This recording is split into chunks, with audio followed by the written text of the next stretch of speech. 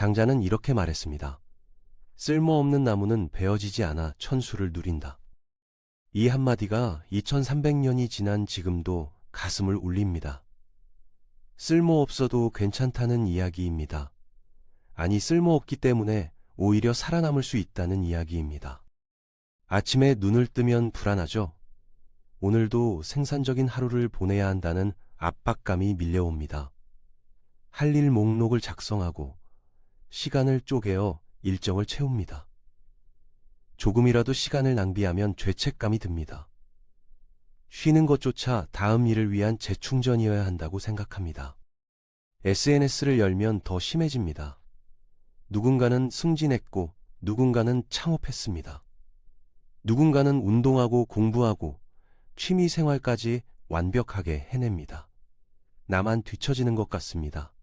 나만 게으른 것 같습니다. 장자는 어느 날 거대한 나무 한 그루를 보았습니다. 그 나무는 너무나 컸습니다. 가지가 굽고 뒤틀려서 목수들은 거들떠보지도 않았습니다. 제목으로 쓸 수 없었기 때문입니다. 배를 만들 수도 없고 집을 지을 수도 없었습니다. 제자가 물었습니다. 저 나무는 정말 쓸모가 없는데 왜 저렇게 크게 자랄 수 있었습니까? 쓸모 있는 나무는 일찍 잘리고 쓸모없는 나무는 온전히 산다. 쓸모 있는 나무들은 일찍 베어졌습니다.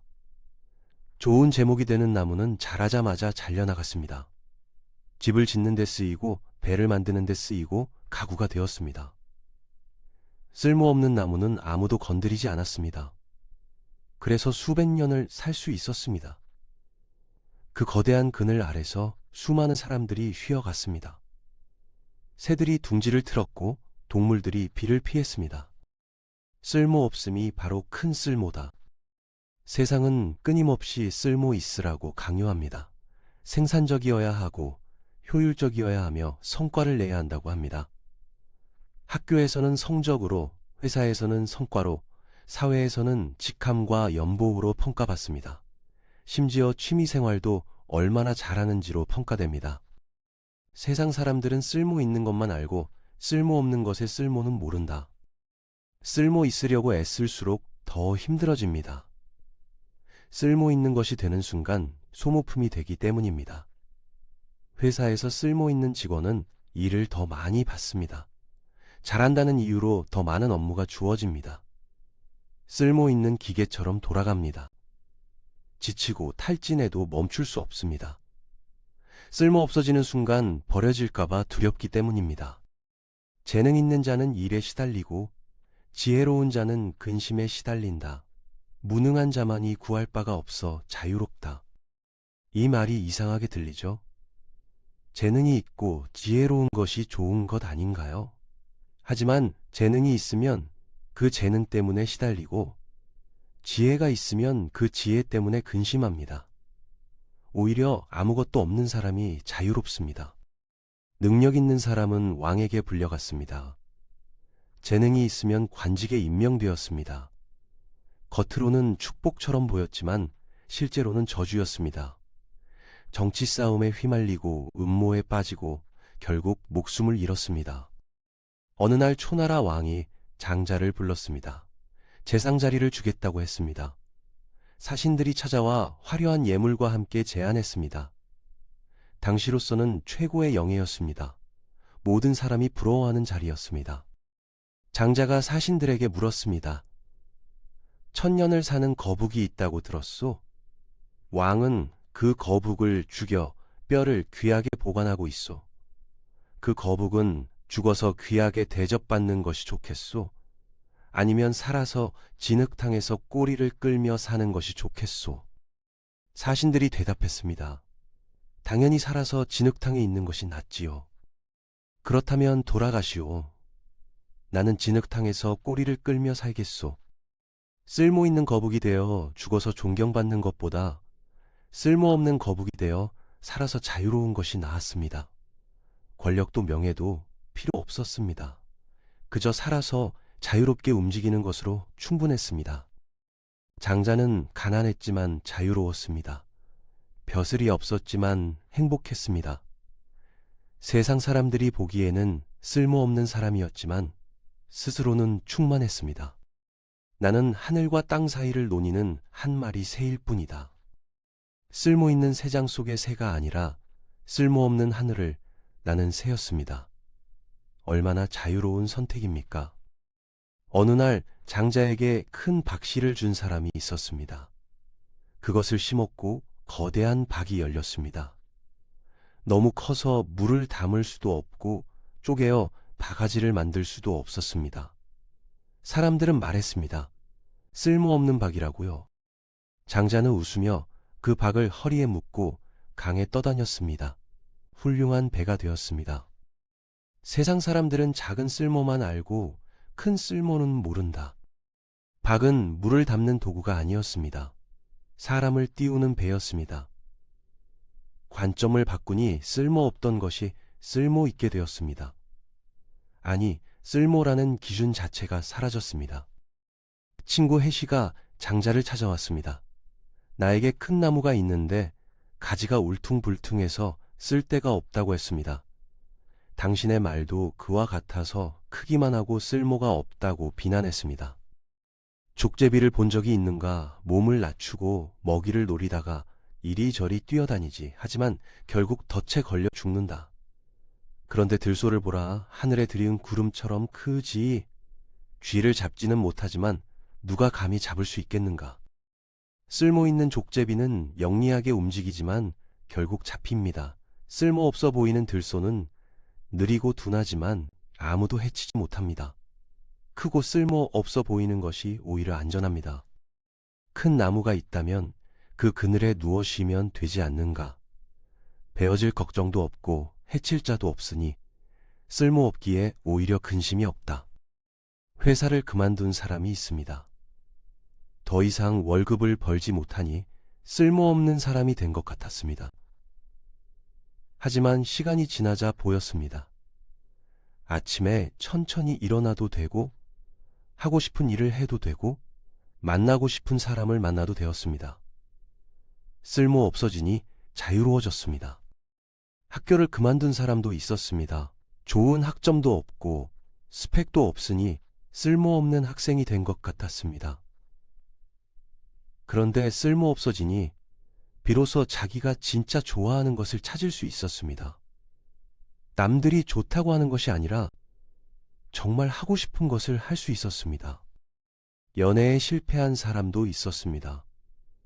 상대방에게 쓸모없는 사람이 되었다고 생각했습니다. 하지만 쓸모 없어지니 비로소 자기 자신으로 살 수 있었습니다. 누군가에게 필요한 사람이 되려고 애쓰지 않아도 되었습니다. 천하에 쓸모없는 것이 가장 큰 쓸모다. 장자의 친구 혜시가 죽었습니다. 무덤 앞에서 슬퍼했습니다. 이제 나와 논쟁할 사람이 없구나. 혜시는 늘 장자와 반대되는 이야기를 했습니다. 장자가 쓸모없음을 말하면 혜시는 쓸모있음을 말했습니다. 서로 평생 논쟁했지만 가장 친한 친구였습니다. 혜시가 죽은 뒤로 나는 대화할 사람이 없다. 논쟁할 상대가 없다. 쓸모있는 대화가 아니었습니다. 생산적인 논쟁도 아니었습니다. 그저 서로 다른 생각을 나누며 즐거워했을 뿐입니다. 쓸모없는 대화, 쓸모없는 시간, 쓸모없는 관계였습니다. 그것이 가장 소중했습니다. 장자는 물가를 거닐며 물고기를 보았습니다. 물고기들이 유유히 헤엄치고 있었습니다. 친구가 물었습니다. 자네는 물고기가 아닌데 어떻게 물고기의 즐거움을 알 수 있는가? 장자는 말했습니다. 자네는 내가 아닌데 어떻게 내가 물고기의 즐거움을 모른다고 아는가? 이 대화는 쓸모가 없습니다. 아무런 결론도 나지 않습니다. 누가 이기지도 않습니다. 생산적이지도 않습니다. 그런데 이 쓸모없는 대화가 2300년 동안 전해져 내려옵니다. 수많은 사람들이 읽고 웃고 생각합니다. 아침 버섯은 금음과 초하루를 알지 못하고 매미는 봄과 가을을 알지 못한다. 짧게 사는 생명은 긴 시간을 이해하지 못합니다. 인간도 마찬가지입니다. 짧은 생각으로 우주의 큰 이치를 다 이해할 수 없습니다. 그러니 쓸모있고 없음을 함부로 판단하지 말라는 것입니다. 오늘 쓸모없어 보이는 것이 내일은 쓸모 있을 수 있습니다. 여기서 쓸모없는 것이 저기서는 쓸모 있을 수 있습니다. 그러니 쓸모라는 기준 자체가 불확실합니다. 쓸모 있음에 매이지 말고 쓸모 없음을 즐겨라. 회사는 쓸모 있으라고 합니다. 성과를 내라고 합니다. 기여하라고 합니다. 하지만 주말에는 쓸모 없어도 됩니다. 아무것도 안 해도 됩니다. 그저 누워서 천장을 바라봐도 됩니다. 친구들은 생산적이라고 합니다. 자기 개발을 하라고 합니다. 발전하라고 합니다. 하지만 쓸모없는 시간도 필요합니다. 멍하니 앉아있는 시간, 아무 생각 없이 걷는 시간, 그런 시간이 살게 합니다. 완전한 사람은 자기가 없고, 신령한 사람은 공적이 없고, 성스러운 사람은 이름이 없다. 최고의 경지는 쓸모를 따지지 않는 것입니다. 내가 있다 없다를 따지지 않고, 공적이 있다 없다를 따지지 않고, 이름이 알려졌다 안 알려졌다를 따지지 않습니다.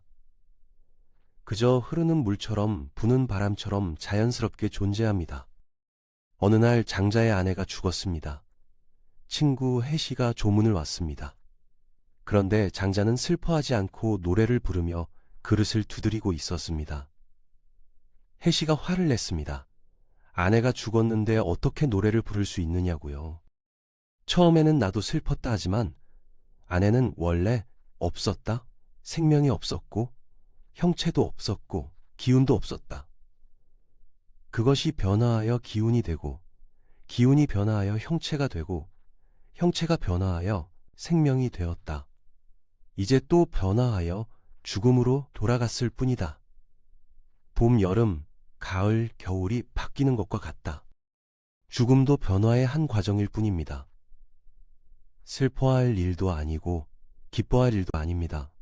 그저 자연스러운 흐름입니다. 쓸모있게 살다가 쓸모없이 죽는 것이 아닙니다. 삶도 죽음도 그저 변화일 뿐입니다.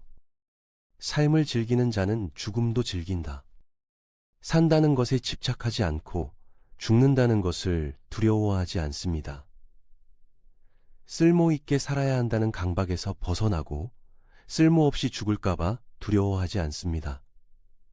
그저 자연스럽게 흐름을 따릅니다. 장자 자신도 죽어갑니다. 제자들이 성대한 장례를 준비하려 했습니다. 스승을 훌륭하게 모시고 싶었습니다. 하늘과 땅이 내 관이고 해와 달이 내 한 쌍의 구슬이며 별들이 내 구슬이고 만물이 내 장례 도구다.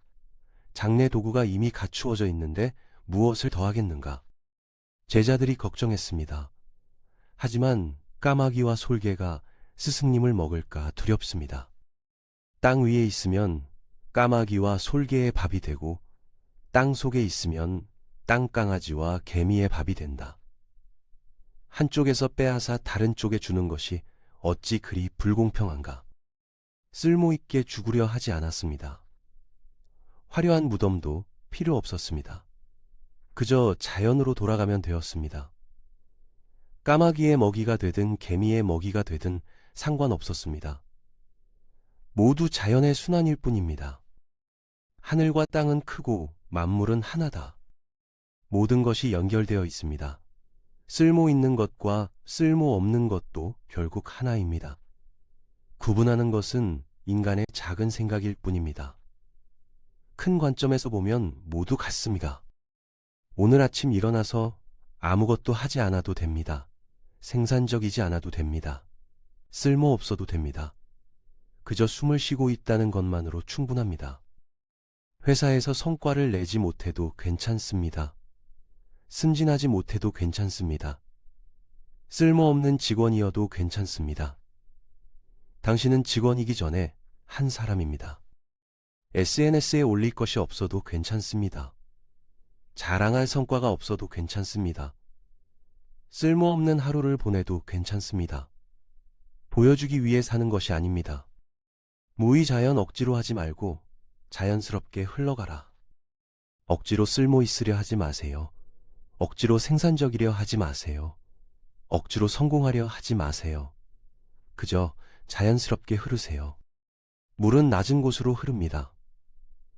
높은 곳을 향해 애쓰지 않습니다. 하지만 결국 바다에 이릅니다. 나무는 빨리 자라려 애쓰지 않습니다. 하지만 때가 되면 큰 나무가 됩니다. 천천히 가는 자가 멀리 간다. 서두르지 마세요. 남들과 비교하지 마세요. 쓸모 있는 사람이 되려고 애쓰지 마세요. 그냥 당신으로 존재하세요. 그것으로 충분합니다. 현대 사회는 우리를 쓸모 있게 만들려고 합니다. 학교는 쓸모 있는 인재를 키우고, 회사는 쓸모 있는 직원을 원하고, 사회는 쓸모 있는 시민을 바랍니다. 쓸모 없어도 됩니다. 생산적이지 않아도 됩니다. 효율적이지 않아도 됩니다. 그저 존재하는 것만으로 충분합니다. 쓸모없는 나무가 1000년을 삽니다. 쓸모없는 거북이 자유롭게 삽니다. 쓸모없는 박이 배가 됩니다. 쓸모없음이 바로 큰 쓸모입니다. 마지막으로 기억하세요. 천하에 쓸모없는 것이 가장 큰 쓸모다. 당신은 쓸모없어도 괜찮습니다. 아니, 쓸모없기 때문에 더 소중합니다.